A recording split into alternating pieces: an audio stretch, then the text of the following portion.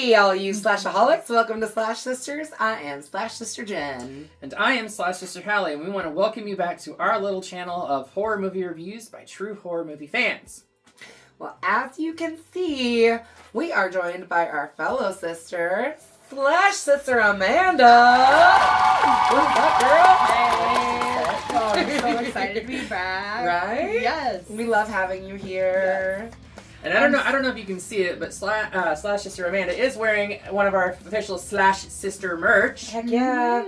Yes. We love Get it. you one. This is honestly like one of my favorite logos. I like them all. I can't pick. It's too hard for me to pick. Listen. I mean, I think it's kind of what I Right. I know it's hard for me to pick. I have this shirt. I also have the one with the pentagram on it. So well, we actually have another one that we're going to be introducing here real fast. Yeah. It's actually available up on our shop. It is the Afterlife shirt, the official Yes. Afterlife shirt for our podcast that is coming. Yeah. Oh, so excited. But in all of that aside, we are going to be taking a step back into the world of Sam Raimi. We were just there last week. We were just there last week. Let's go back again, but in a different world altogether. It's a different world, but there's a fan theory that says that this could potentially connect to I can see it. the Evil Dead franchise with a sequel at some point. Yeah. Yeah. I would totally be down with that. That being said, Sam Raimi has no intention of making a sequel because he does not have a good story to take to progress the story forward. Sure. Yeah. So. Sure.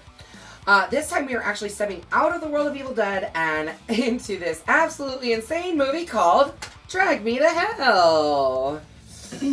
In typical Raimi fashion, we are treated to an absolutely bonkers tale full of spraying blood and lots of other gross bodily fluids. Yes, lots. Whoa.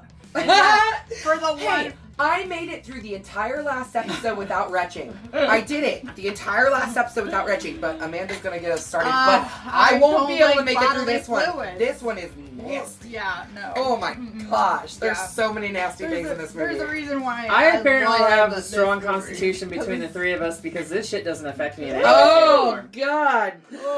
So come along with us on this insane ride as we pick apart Drag Me to Hell. We start our story in 1969 in Pasadena, California. Pasadena, California. Yeah, that's the one. I actually, when we were watching it the other day in bed, I was like, oh, it's Pasadena, California. That's not right. A couple shows up to a house to seek help from a young medium named Sean Sandina. They tell her that their son, Juan, is ill and is hearing evil voices. They also inform him that he had stolen a silver necklace from a gypsy woman. Now, I want to just say, Real quick, that they do actually use the word gypsy in the movie, and that is kind of a bad word. It's not as derogatory as some of the other words that we use on this channel. Correct. Like the one that rhymes with maggot, which we didn't say for it. You're right. Correct. But just if you do hear us say it, it's just because it is used that way in the film. Right. Yeah. And this was 15 years ago. Right. Proper term, traveler. Yes. Or Romani. Either way. Yeah. But yeah. They tell him that the boy tried to return the necklace, but he still had the necklace and was still hearing voices. Well, I think they said the woman refused to take the necklace back, and because then it's his cursed now. him. Yeah. So the object is cursed. Yeah. Gotta remember that for the future of this movie. Sean prepares a seance, but an unseen force attacks her, attacks all of them, and kind of like blows them all back and fatally drags Juan to hell. And he's never seen again. Yeah, and probably one of the coolest sequences. Yeah, like the ground of the floor of the house breaks open, lights, and hands just start dragging. And you see the shadows of the hands, and the last shadow you see is the boy's hand, and then the floor seal back up. Yep, it is. Whoa! Yeah, and then Sean is basically like, she's like, I will see you again, and I will get you, basically, sort of thing. So, in present-day Los Angeles, we meet Christine Brown, a loan officer at a bank. she's trying to get a promotion to assistant bank manager. Yep. She is up against her coworker Stu for the job, and I just have to say I hate the way that the men in this office treat her. So fucking much. They treat her like she's a goddamn secretary. I hate the way they all treat her. In fact, the simple fact that she's up against him for the manager, and he's like, "Get me a sandwich." Well, no, he's a new and then employee. he complains that she got it with mayo when he clearly did not say that that he didn't want mayo. No, Anyways, he just said spicy mustard, please. That's right. That's right. That's it. I hate these fucking guys in the office. No. Anyways. Yeah. Anyways. They're awful. Oh, gosh. So, a sickly elderly woman, Sylvia Ganoush, shows up at her desk asking her for help with a third extension on her mortgage. That's why you did your nails, isn't it? Oh, yeah. Absolutely. Just I mean, I should have done them, like, real nasty like hers. Yeah. So that I could sit here and you guys could, like, sure. focus in on my nails or something. But yeah. Let's also say, though, that her boss had just told her moments ago that she needed needs to make the hard calls. Make the hard calls Yeah. in order to have a chance against Stu for this assistant manager job, which is really she's to her. Yeah, absolutely. Like she's been there for years, and they Stu show her just hired in that year. Right, and they show her later, like, teaching him how to do the loans correctly. You know what I mean? Her like, boss well, asked him. Before she snaps on him. Yeah, well, he deserves it. He's a fucking dick. Right. So, yeah. Basically, like, she ends up going to her boss, and her boss is like, it's your decision to make. Mm-hmm. You know, like he kind of basically says, like, it's a hard decision, but you have to make it. You know, and kind of testing her. Yeah. But Christine makes the decision not to give her another extension, which causes Mrs. Ganish to begin crying hysterically. Which is... Yeah. As she's walking away, she turns around and falls to her knees and begins begging Christine, please grant me the extension on my mother's grave. Yeah. Like, I promise, please, and getting even more worked up. And then she's like lunging and grabbing at Christine, just begging from a kneeling position, this elderly woman. Yeah. Kissing her skirt. In the and like Christine gets so freaked out. Yeah. Like, seriously, like, I mean, at this point, she has no reason to really be afraid of Mrs. Ganish. Right. Later, sure, but at this point, not really. No, right. Security guards do arrive, feels guilty. and she is forcibly removed from the bank and taken to her car, which happens to be the Delta 88. Yep, it sure is. Like, I wanted to say something about it in our last video about how it didn't show up in Evil Dead Rise, but that it was going to be in the next video that we were recording for. But yeah, so we do get to see the Delta 88. We actually see it quite a few times. There actually is a rumor that he has used that film in every single film that he has ever made, including The Quick and the Dead, which is a Western, and Oz the Great and Powerful, by removing the body and just having the chassis with a wagon built on top of it. Yep. Yeah. They have done all kinds of shit to that car. And that's why I said, like, I mean, you know, it wasn't in 2013's Evil Dead, it wasn't in Evil Dead Rise, and it makes me wonder if maybe it doesn't fully exist anymore as it was before. I mean, Bruce has admitted that they've tried to destroy the fucking car They many have times. tried so many times to destroy that car, especially in Army of Darkness. Right. Yeah. I mean, they were trying to blow it up. Technically, they did destroy it in that. Yes, they did. As Christina's leaving work, hold on just a sec. I gotta do something with my throat here. So, as Christina's leaving work, she's going through the parking lot garage. Here we are in another parking garage, too. Yeah. And we see the Delta 88 again. And she realizes that's Mrs. Ganish's car. Yeah. I'm still trying to figure out how the fuck she got in Christine's car. Yeah, I don't know It was either. It was definitely locked. And then there's Gypsy. Gypsy Magic. Yep, That's something where like it that. all starts. Listen, it all starts with that the handkerchief. Yep. whirling. Yeah. And You're not wrong. and Either way, Mrs. Ganache ends up in the car and violently attacks her inside said car. this whole thing is real gross. Okay, I wish we had a stapler on set right now. Right? Oh my gosh! Yeah, she like staples her in the eyeball. Yeah, I don't know what gosh. Christine needed to do to prepare that loan. Packet, but she needed a whole lot of stuff. all right? of her office supplies because she had Apparently, she has no office supplies at home. Yeah, she has a really nice basket house of too. them. I mean, That's like, right. come on. It was very bizarre why she needed all this stuff, but she like, but like at some point, like Mrs. Ganesh tries to like eat Christine's face, and she's like gnawing on her chin after her dentures get knocked out. Get knocked out. She's gumming her chin with this. Oh my god! Into her mouth. Yes. Like, what? No. Yes. See, I'm not retching. These two are. After a pretty long struggle, and Christine finally kicking Mrs. Ganesh like pretty much square in the chest and out into the parking garage, Mrs. Ganesh rips a button off of Christine's jacket and curses it and hands it back to Christine.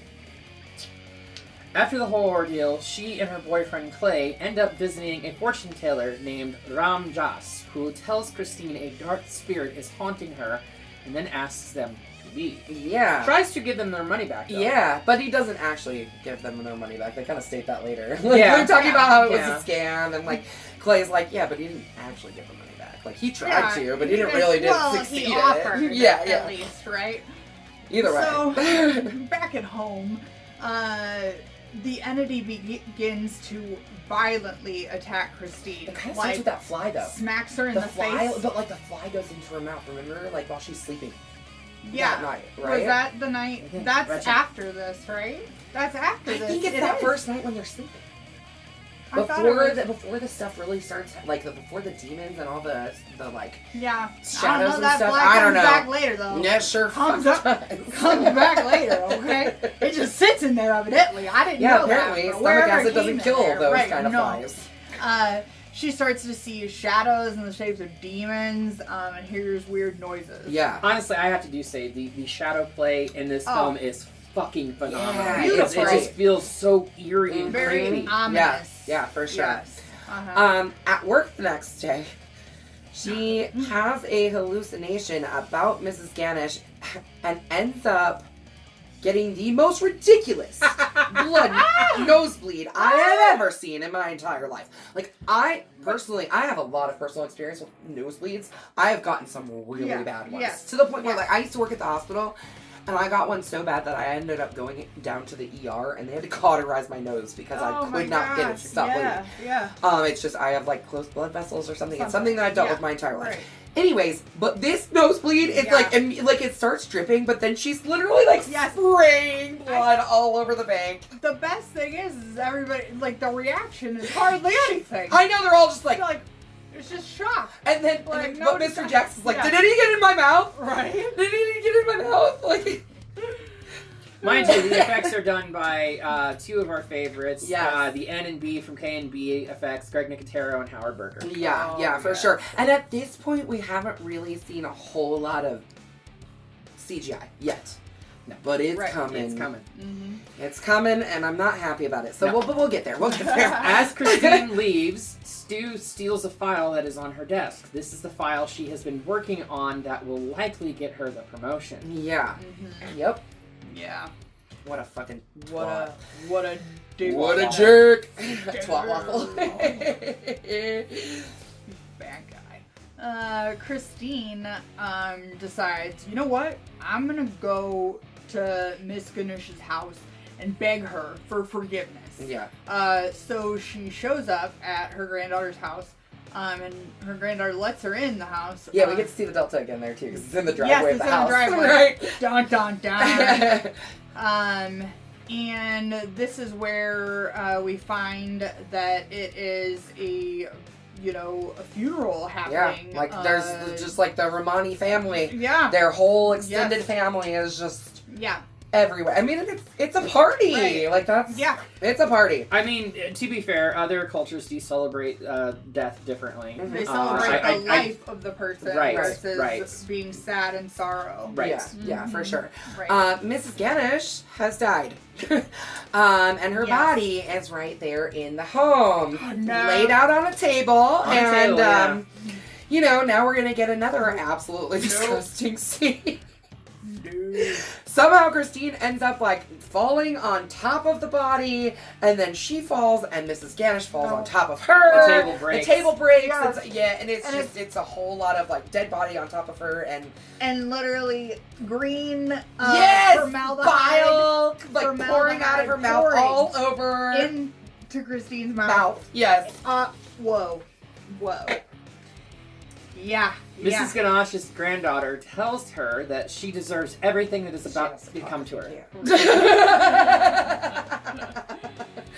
Oh. Yeah, she does. She's like, you deserve everything you're about to get. Yeah. You know, I mean. So then Christine's like, I gotta go back to Joss the psychic, who explains that as long as she owns the cursed button, a powerful demon known as Lamani, or Lamia. Lamia? I believe that's what it said. Yeah, Lamia will torment her for 3 days before literally dragging her to hell. Yeah. Coming for her and dragging her to hell. I have a problem with this whole, like, as long as you own the button type thing, right? Yeah. Mm-hmm. Sew the damn button back on the coat and give the coat away. Yeah. But as we find out later, there's a reason she can't gift that to someone. Well, she doesn't have the stomach to damn somebody else. Exactly. She doesn't know that at this point, that she would be doing that.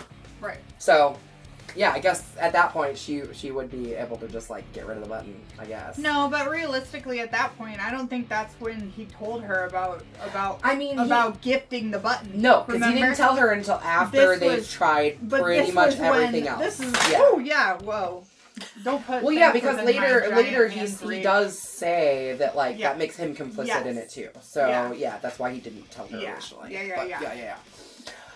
He, however, does suggest that a sacrifice, an animal sacrifice, could actually help her. So he sends her home with a book about animal sacrifices. Even though she claims to be a vegetarian, Christine ends up to decide to kill her little kitten. And buries it in the backyard. Thank God they don't actually show her killing it. Though. That's how, you know what I mean? Like, she got that scared. Yeah, but like, I'm sorry. Yeah. I don't care how scared you are. You're not gonna kill my pet. I'm not no, because it's I would go and buy a fucking live chicken somewhere, like he suggested. I don't know why she went for this kitten. I don't either. I was very baffles sad about me that. absolutely. Like right, because as we know, pets are not just pets, but they are family. Exactly.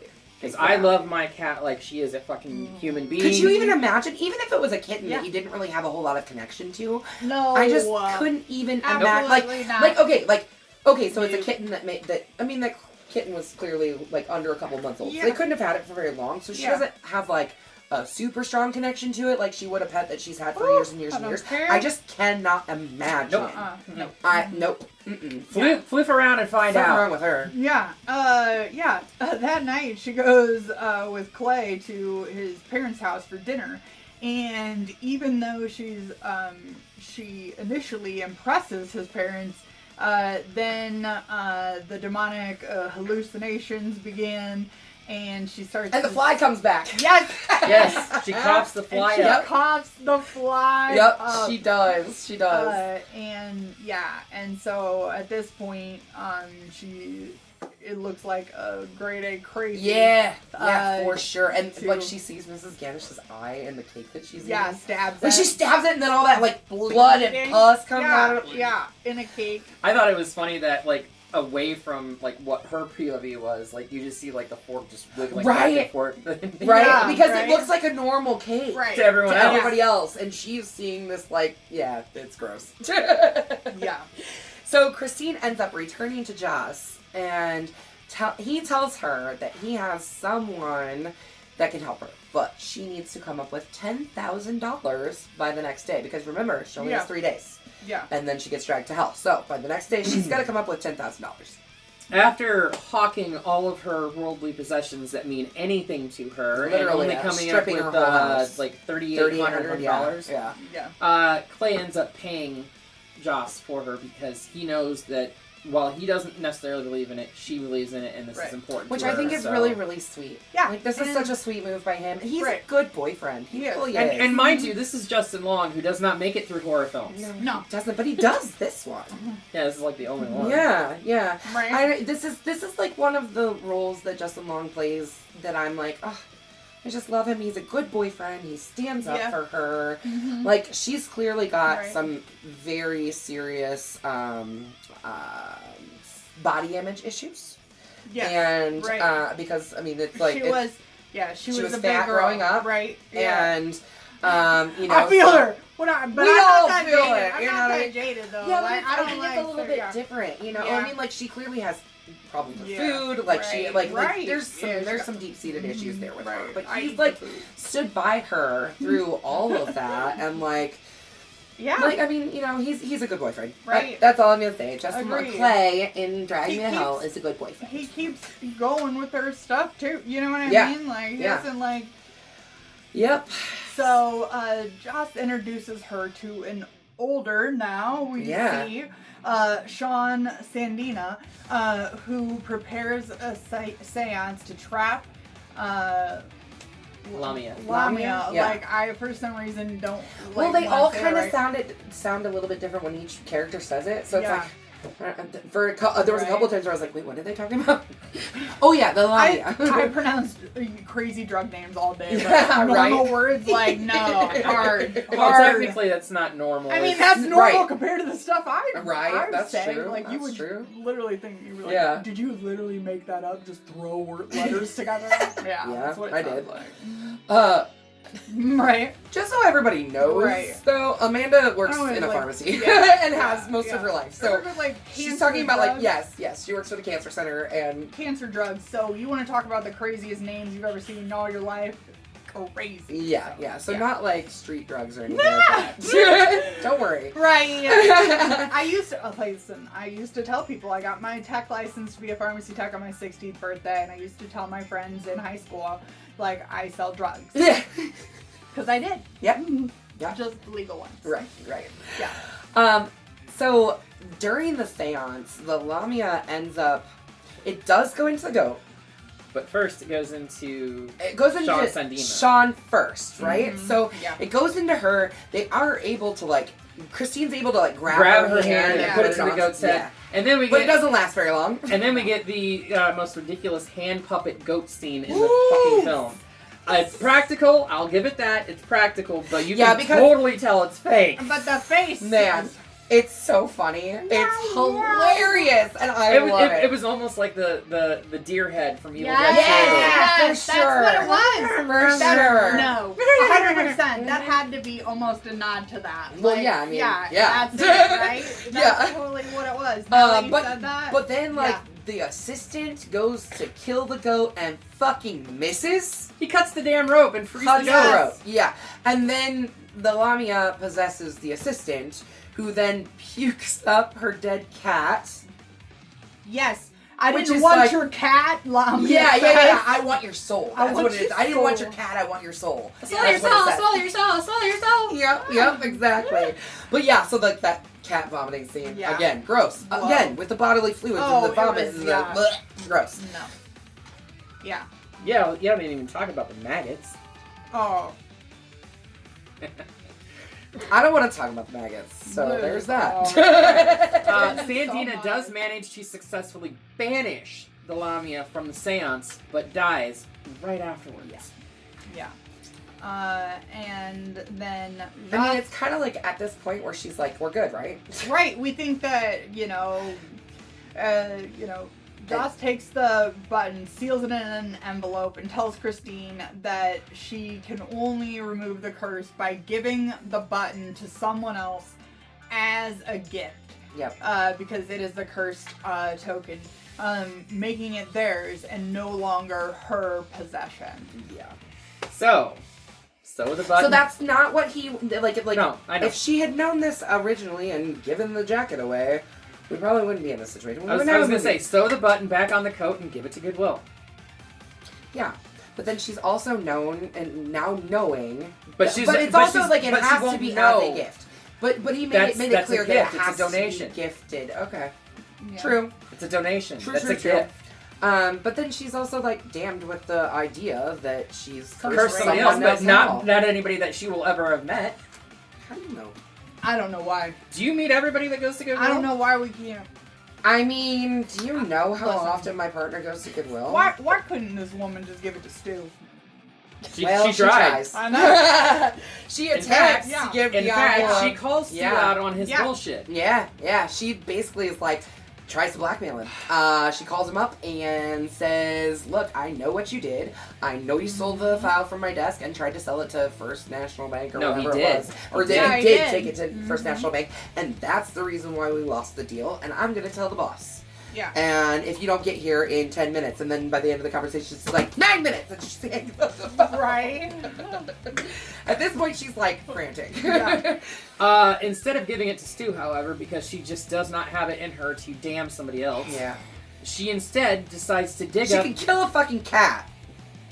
But she can't damn somebody else. She I guess I get it. clarified though guess. that she could give it to a dead person. Yeah, well, so she goes to Joss. Yeah. Yeah, and asks if, Yeah. if giving it back to Mrs. Ganache would potentially, and he's like, I see no reason why. Right. So she goes to her grave, digs her ass up, in probably one of the dumbest fucking scenes. This is so gross, though. And she cannot give it to her because she's dead. She can't Yeah. take it. Right. So she pops open her mouth, shoves it in, and kicks the jaw shut. But it's raining, and the grave is filling up with Yeah. water entirely too fast. Yeah, way too Way fast. too fast. Way. Oh, Like, rainwater. pouring it. Rainwater. pouring it. Yeah. yeah. Rainwater does And then not she ends up do like getting fucking knocked out by a headstone, right? Yeah, and almost across. drowning A in the giant- fucking a giant rainwater. cement cross falls. Which I think And, was like- Mrs. Ganache's headstone. Yeah. and but the, Knocks like her my out. favorite part of that is the noise that Yeah. makes when she gets in on that. Yeah, it totally sounds like a gong. It sounded like metal, yeah. It sounded metal. Even though it looks so cement, funny. Yeah, absolutely. Yeah. Yeah.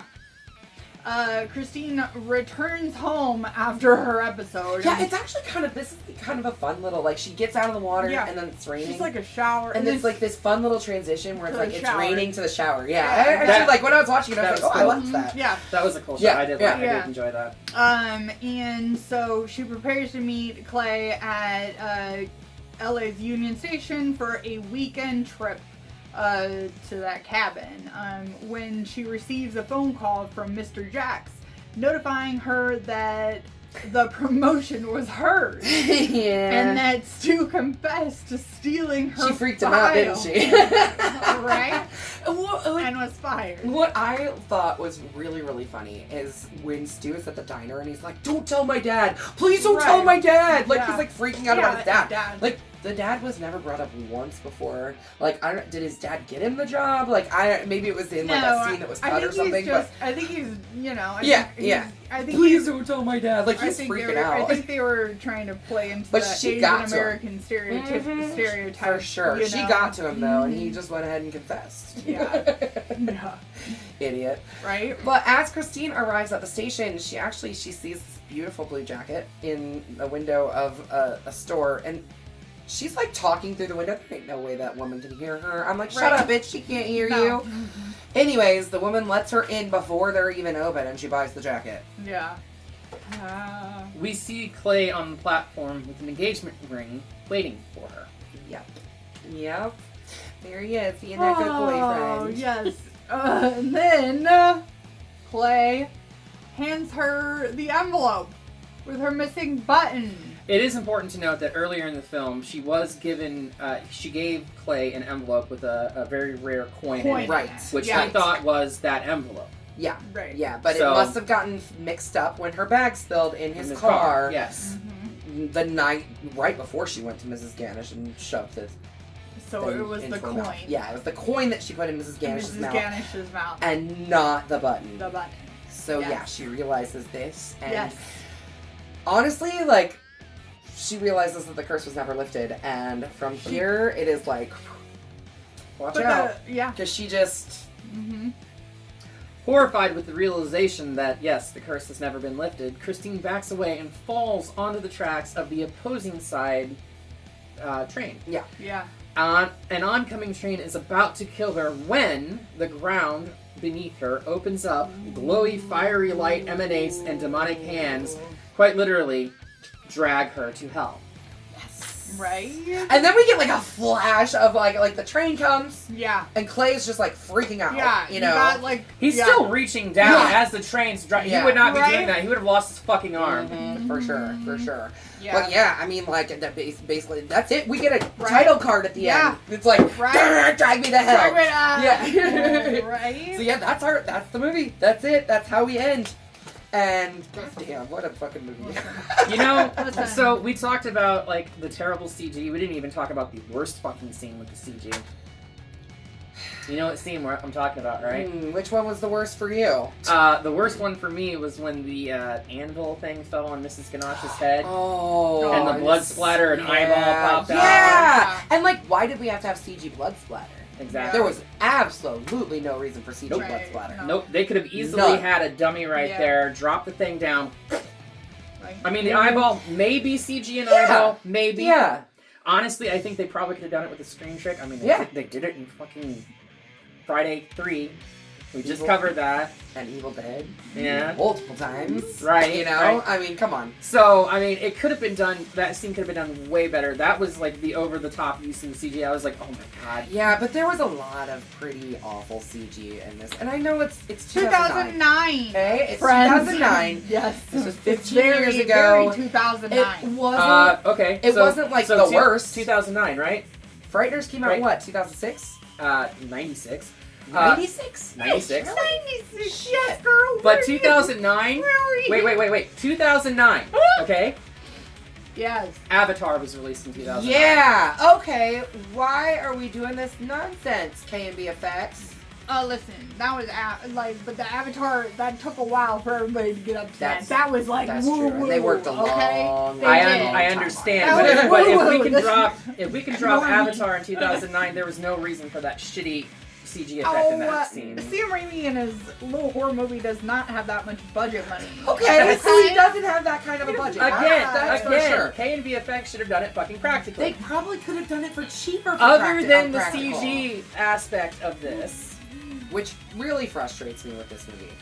I love it though. Bloody Machete up for me. It doesn't bother me. It bothers me. There's Bloody parts that Machete bother up for me. me. I like the story. Yes, the I story love the story and the plot. I love it. 3 Bloody Machetes up from us to you, and we're gonna send this back to hell. Drag it back. I did it again and didn't look to see what was next. Big surprise. I even thought to myself earlier, I should really look and see so that I'm not surprised this time. But I don't know, the surprise is fun. Well, we're going to be revisiting another franchise. Okay. Tell me the number of this film? Yeah. Or the number in the franchise? The number in the franchise so that I can try and figure out which one it is. How many films are in the franchise? No, just where it's at in the which position? Yeah, because I know what we have covered. Well, so technically it's 2, but technically it's 3. Oh, it's Saw. Yeah, because 10 came out. There's set between 1 and 2. Yeah. Oh, Saw 2, guys. When Saw was still good. Actually, to be fair, this Saw movie never started off as Saw. Darren Lynn Bosman approached Lionsgate with a script in hand. James Wan and Lee Winnell were too busy with promotion for Saw 1. But Saw 2 was already Lionsgate saw what Darren Lynn Bosman had. They're like, you change this, and this. You have Saw 2, you can make Saw 2. And he did. And then he went on to do Saw 3 and Saw 4. Yep, this was a good thing for him. Yeah. Anyway, so join us next week where we break down Saw 2 and Hallie tells us all kinds of cool behind the scenes stuff because this is one of her favorite franchises. And believe it or not, this is one of Amy's favorite franchises. Yeah, and Amy's not a big fan of horror, so this is one that Amy really loves. It is creative and it's fun and it gets way wild towards the end there. But it gets really wild towards the end. Yeah, but like in the beginning, beginning, when it was good. Things are good. Yeah. So join us next week when we dig into Saw 2 and or when we saw into Saw 2 or when we dismember it. Yeah. Until then, be sure to slash that subscribe button. And stab the like button. And what? I don't know. You know, how do I ring that grave bell. ring the grave bell? Yes, you I don't don't get know lost in these the mix. things. And we keep up to date. You keep up to date on everything that we're doing. Until then, we will see you all In the afterlife.